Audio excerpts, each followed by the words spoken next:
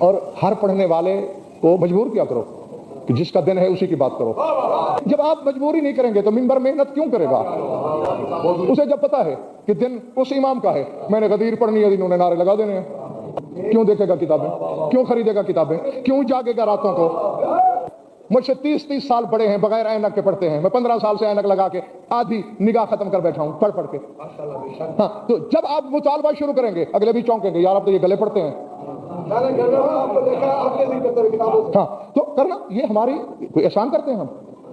کیوں؟ مولا نے جو ہمیں منصب دیا ہے، اور ممبر کی قسم ایسی باتیں کہنی نہیں چاہیے، بس آ گئی ہے تو اب میں جب ان کے اسرار بعض اوقات بتا دیتا ہوں پھر میری کیا حقیقت ہے. مجھ سے بہت پوچھا کرتے ہیں لوگ، خود علماء مجھ سے پوچھتے ہیں کہ توسیع صاحب آخر آپ کو ہے کیا جو چیزیں مجتہدین کو، مراجع کو تہخانوں میں بیٹھ کے بتائی جاتی ہیں آپ ممبر پہ بیٹھ کے عوام کے سامنے کہتے چلے جاتے ہیں؟ تو مجھے اس وقت یہ چیز یاد آتی ہے جس میں اب آپ کو بھی میں حصے دار بنانے لگا ہوں. جس کسی نے پرانا کربلا دیکھا ہو، جب تنگ بازار ہوتے تھے، یعنی اب تو دونوں حرموں کے درمیان بڑا کھلا ہو گیا ہے، پہلے یہ بازار تنگ ہوتے تھے، امام صلی اللہ علیہ وسلم کے حرم سے نکلو تو سرکار وفا کے دروازے تک آتے ہوئے روضہ پاک نظر نہیں آتا تھا، چھوٹے چھوٹے بازار تھے اور ان میں کفن وغیرہ بکا کرتے تھے. آیا نا یاد؟ بات اس وقت کی ہے، اس وقت میں نے خواب دیکھا اور منظر یہ تھا جو آج کے کربلا کا ہے. باخدا مولا حسین کی قسم، یعنی اس وقت سوچ بھی نہیں سکتا تھا بندہ کہ اس طرح نقشہ بنے گا کربلا کا، کیونکہ اس وقت بڑا تنگ. تو میں دیکھ رہا ہوں اسی طرح کھلا میدان ہے اور بھرا ہوا ہے، اور اکثریت علماء کی، صاحبان جو بہت دستار کی ہے. ایک مصری کا ہوٹل ہے، اس کے تھڑے پہ میں کھڑا ہوں، رش لگا ہے. میں پوچھتا ہوں یار یہ کیوں کھڑے ہیں لوگ، اور اکثریت علماء کے. میں کہا تمہیں پتہ نہیں سلطان کربلا تشریف لانے والے ہیں؟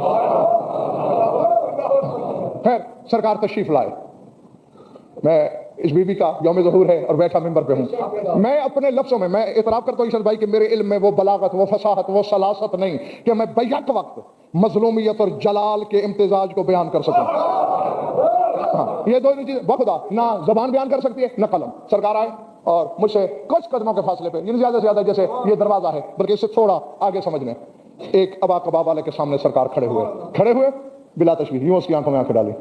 وہ آنکھیں مخلوق کی تو لگ ہی نہیں رہی تھی.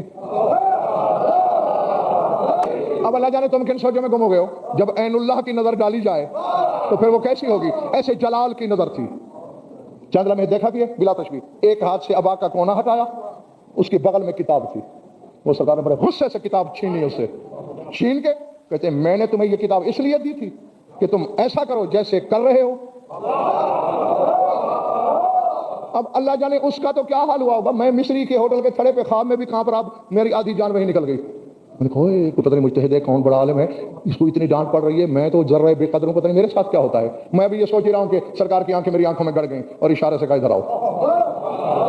تو حکم حاکم مرگ مفاجات ٹانگیں میری کانپتی ہوئی بدن لرزے میں پہنچا. سرکار نے ہلکی سی مسکراہٹ کے ساتھ کتاب دے کے فرمایا یہ لو، اس میں جو ہے اسے چھپانا نہیں، تمہارے رزق کے ہم ضامن ہیں.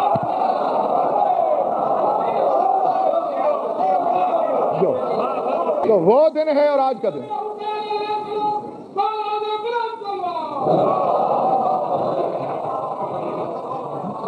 یہ تو یہ ہے. پھر اس دن کے بعد میں نے ان کے نوکروں کے فضائل چھپانا کفر سمجھا ہے، میں نے ان کے جانوروں کے فضائل چھپانا گناہ سمجھا ہے. ہاں جب کائنات کے وجود کی علت نے ضمانت لے لی تو پھر شک کرنے والا تو کافر ہے. تو اس لیے میں جو بھی آپ تک پہنچاتا ہوں اپنا فریضہ سمجھ کے پہنچاتا ہوں، اپنا منصب سمجھ کے پہنچاتا ہوں تاکہ اپنے حصے کا کام میں کر لوں.